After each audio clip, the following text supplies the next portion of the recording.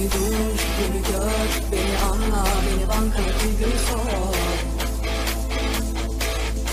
Bana kız, beni üz, bana sır, babam gibi gör.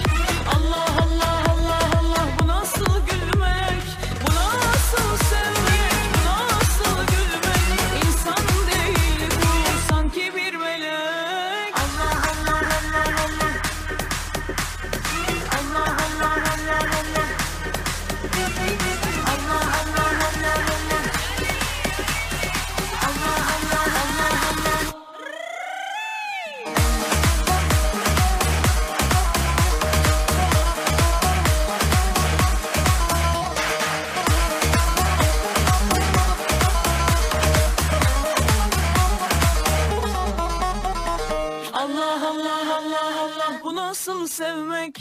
Allah Allah Allah Allah, bu nasıl gülmek? Allah Allah Allah Allah, bu nasıl sevmek? Allah Allah Allah Allah, bu nasıl gülmek? Bu nasıl sevmek? Bu nasıl gülmek? İnsan değil bu, sanki bir melek.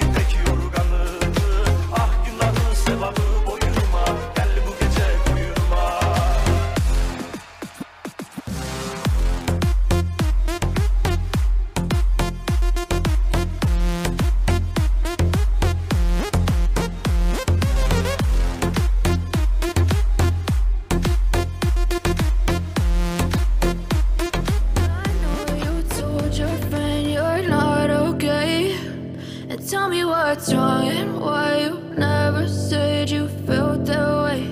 And guess you're trying to stay strong and fake a smile until I look away.